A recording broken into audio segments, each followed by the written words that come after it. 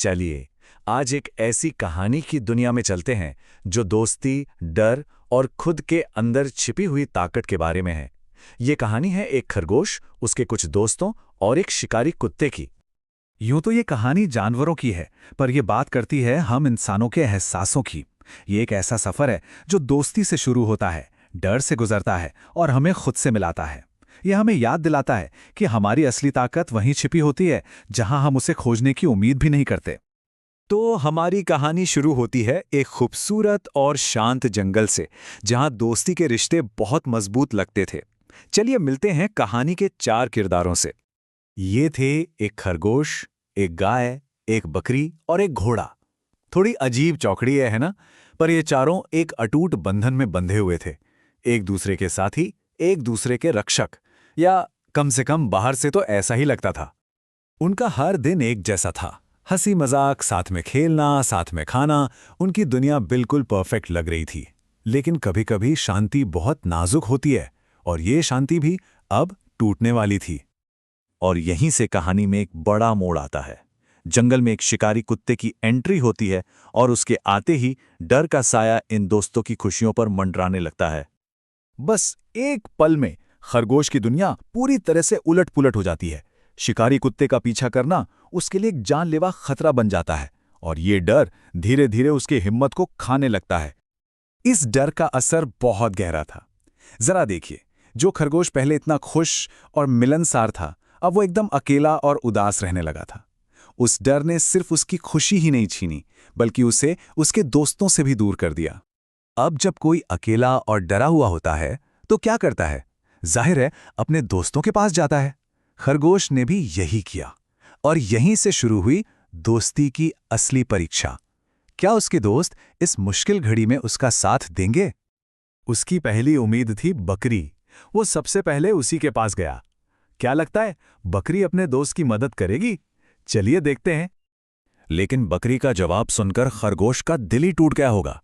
उसने साफ कह दिया, मैं तो बहुत छोटी हूं, वो शिकारी कुत्ता मुझे मार डालेगा। यहां डर दोस्ती पर हावी हो गया। ठीक है, बकरी से तो उम्मीद टूट गई। अब खरगोश अपनी अगली उम्मीद यानी घोड़े के पास जाता है। घोड़ा तो ताकतवर है, शायद वो मदद कर दे। पर घोड़े ने भी अपना हिसाब किताब लगाया। उसने कहा, अगर मैंने उसे लात मारी तो वो मेरी टांग काट सकता है। मेरे पास तो सींग भी नहीं है। मतलब उसने भी दोस्ती से ज्यादा खुद की सुरक्षा को चुना। खरगोश की उम्मीदें एक बार फिर टूट गईं। अब खरगोश के पास बस एक ही आखिरी उम्मीद बची थी, गाय, जो उन सब में सबसे ताकतवर थी। क्या वो उसकी आखिरी उम्मीद साबित होगी? और सबसे बड़ा झटका तो तब लगा जब गाय ने भी मना कर दिया। सोचिए, मजबूत सींग होने के बाद भी डर ने उसे भी लाचार बना दिया। खरगोश अब अपने दोस्तों के होते हुए भी बिल्कुल अकेला पड़ गया था। तो अब जब मदद के सारे दरवाजे बंद हो चुके थे, खरगोश के पास एक ही रास्ता बचा था। उसे अपने सबसे बड़े डर का सामना अकेले ही करना था। ये पल था टकराव का।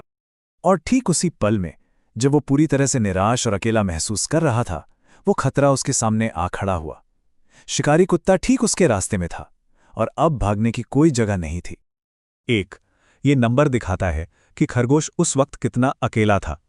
कुछ देर पहले तक दोस्तों से घिरा हुआ, और अब अपनी किस्मत का सामना करने के लिए वो बिल्कुल अकेला खड़ा था। लेकिन कहते हैं ना कि जब जान पर बन आती है तो इंसान के अंदर छिपी ताकत बाहर आ जाती है। निराशा के उसी पल में कुछ ऐसा हुआ जिसकी उम्मीद किसी को नहीं थी। खरगोश ऐसी तेजी से भागा मानो बिजली कौंध गई हो। ये उसके अंदर की जीने की इच्छा थी, जो पूरी तरह से उसकी अपनी थी। और आखिर में उसे किसी दोस्त की ताकत ने नहीं, बल्कि उसकी अपनी ही फुर्ती और हिम्मत ने बचाया। खरगोश ने अपनी खुद की शक्ति पर भरोसा किया और शिकारी कुत्ते को पीछे छोड़कर सुरक्षित अपने घर पहुंच गया। तो इस पूरे रोमांचक अनुभव से हमें क्या सीखने को मिलता है? चलिए अब कहानी के पीछे छिपे गहरे मतलब को समझते हैं। खरगोश का यह पूरा सफर हमें आत्मनिर्भरता का एक बहुत बड़ा सबक सिखाता है। इसका मतलब है दूसरों की मदद का इंतजार करने के बजाय अपनी खुद की काबिलियत और हुनर पर भरोसा करना। तो इस कहानी से 3 बड़ी बातें समझ आती हैं। पहली, अपनी काबिलियत पर भरोसा करना सबसे जरूरी है। दूसरी, अक्ल और हुनर अक्सर बड़ी से बड़ी ताकत से भी ज्यादा काम आते हैं। और तीसरी बात, दोस्ती के बारे में है कि सच्ची दोस्ती सिर्फ मदद लेने देने का नाम नहीं है, बल्कि एक दूसरे के डर और भावनाओं को समझने का भी नाम है। और आखिर में ये कहानी हमें एक बहुत ज़रूरी सवाल के साथ छोड़ जाती है। जब मदद करने वाला कोई ना हो तो किसी की असली ताकत क्या होती है और कहाँ से आती है? ये एक ऐसा सवाल है जिस पर हम सभी को सोचना चाहिए।